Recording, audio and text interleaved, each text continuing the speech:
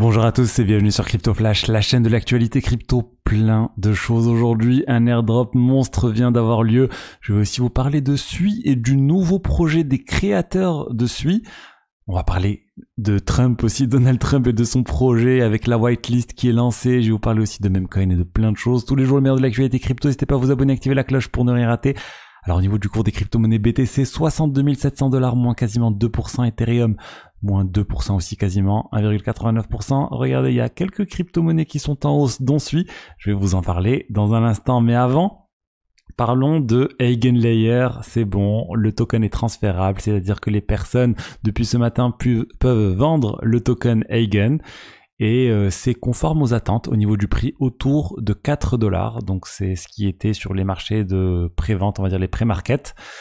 Donc voilà, n'hésitez pas, si vous voulez vendre et que vous n'avez toujours pas vendu, il faut vendre. Si vos Eigen sont stakés, il y a 7 jours pour déstaker. Mais en tout cas, voilà, c'est enfin arrivé. Une market cap de 729 millions de $, une FDV à quasiment 6,5 milliards de $. Alors, il y a quelques mois, on aurait imaginé un lancement d'Eigen beaucoup plus élevé. D'ailleurs, au tout début, on s'attendait à du 10 $, on va dire, il y a 3 mois de ça maintenant, mais depuis, les marchés ont chuté, la tendance est un peu plus morose actuellement, la situation est plus tendue, et du coup, le token se trade beaucoup moins qu'il aurait pu se trader il y a plusieurs mois.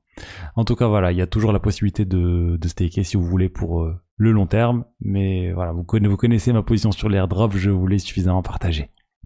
Alors, ensuite, on va parler toujours d'Eigen avec quelque chose d'assez sympa qui est arrivé autour d'un marché sur Polymarket. Vous savez, le site où on peut parier sur des événements, le site de prédiction.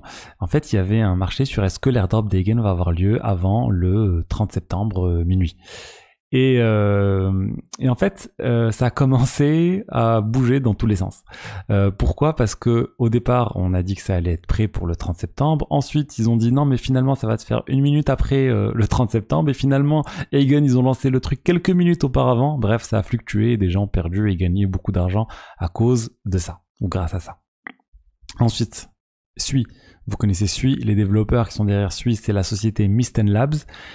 Et de manière assez surprenante, ils viennent d'annoncer un nouveau protocole, et cette fois pour le stockage décentralisé. On parle d'un protocole qui a été construit sur Sui. Le protocole ça s'appelle Walrus, mais il peut être utilisé indépendamment de Sui, on va dire. N'importe qui, c'est ouvert même aux développeurs qui sont pas sur Sui, aux diverses solutions de niveau 2, ils peuvent l'utiliser. Et il y a plein de cas d'usage différents qui sont listés. Et donc c'est un protocole pour stocker des données pour pas cher dans la blockchain. Donc on peut comparer ça à Filecoin, à du Arweave et à d'autres protocoles similaires, même potentiellement Celestia pour certains cas d'usage.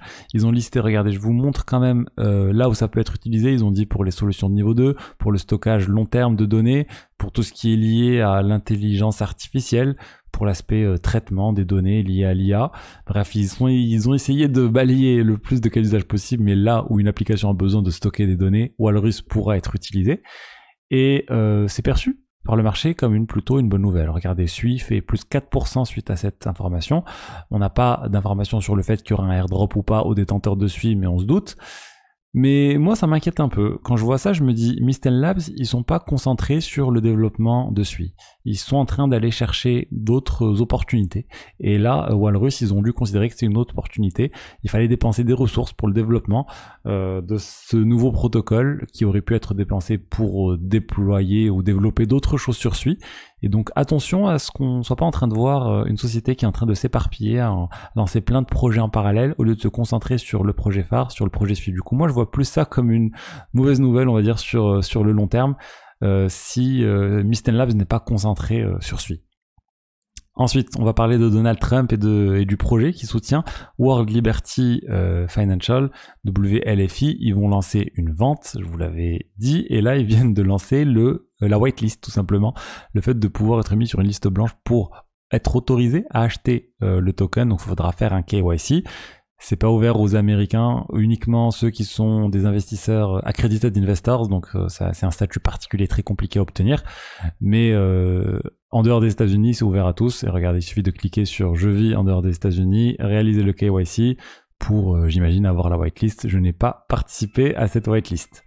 Ensuite, on va parler de d'autres choses, de Pump.fun. Le Pump.fun, le projet crypto fonctionne toujours plutôt bien. Le même coin Moodang sur ce projet marche bien. Ils ont généré sur Pump.fun environ 1 million de dollars de chiffre d'affaires en 24 heures. Uniquement, principalement en tout cas, grâce à Moodang qui génère beaucoup de buzz actuellement. Ce même coin qui a été lancé très récemment. Et voilà, c'est pour montrer que ça continue. Cette plateforme qui fonctionne uniquement grâce à ce type de... Est-ce qu'on peut appeler ça des pump and dump? En tout cas, une plateforme pour lancer des mêmes coins. Et c'est une tendance qu'on voit sur d'autres blockchains aussi. On a pu le voir sur Grafen. Donc je vous en ai parlé il y a quelques jours. Ça a été lancé le launchpad de Memcoin, donc un peu comme le Pump.fun sur la BNB Chain associé à Floki. Lui aussi, il s'est lancé, il a généré 250 millions de dollars de volume. Par contre, le token Floki, lui, il décolle pas pour le moment, on est à moins 6%. Mais en tout cas, il y a des choses qui se passent sur ce projet. Ensuite, je voulais vous parler de Paxos Gold, le token de Gold associé que la société Paxos a lancé, comme ils avaient lancé le Binance USD qui était fait par Paxos, mais depuis ils sortent plus ce token à cause de la SEC. Mais je voulais montrer cet article qui montre en fait que le Paxos Gold a dépassé les 500 millions de dollars de market cap. Donc c'est une étape, ça montre qu'il y a de plus en plus d'intérêt sur ce type de produit. Je pense que ça va continuer à se développer. J'ai échangé avec pas mal de personnes qui sont très intéressées pour être exposées à de l'or. Donc ils peuvent le faire avec les brokers, ils peuvent le faire de manière physique, mais on peut le faire aussi sur la blockchain en achetant les tokens de Paxos Gold. Il y a aussi les autres... le nom du token, c'est le Paxos Gold, PAXG, le ticker. Vous avez aussi l'alternative qui est faite par Tether, le XAUT. C'est des stablecoins adossés à l'or, tout simplement. Donc vous l'avez sur votre portefeuille et ça varie en fonction du cours de l'or. Ensuite, on a Uniswap. Uniswap vient de franchir le cap des 53 millions de dollars générés uniquement sur les frais de l'interface. Vous savez, quand vous passez par l'interface Uniswap, je ne sais pas si vous le faites ou pas, mais en tout cas, vous avez des frais en plus de l'ordre de 0,25%. Donc c'est assez énorme hein, quand on fait des trades assez importants. Je vous conseille de passer par des interfaces tiers parce que ça sera la même chose, moins ces frais. Du coup, mais eux, ils ont quand même généré 53 millions de dollars grâce à ça. Et c'est dommage parce que on aurait préféré des frais qui seraient générés au niveau du protocole. Ça n'aurait pas été contournable. Ça aurait pu être distribué ensuite aux détenteurs du token uni et on aurait eu plus de valeur pour le token uni, plus de sens, plus d'intérêt. Malheureusement, c'est pas le choix qui a été fait. La société qui est derrière Uniswap a préféré garder l'ensemble des frais pour eux sur l'interface. Et finalement, pour eux, ça marche parce que 53 millions de dollars en quelques mois, c'est hyper intéressant.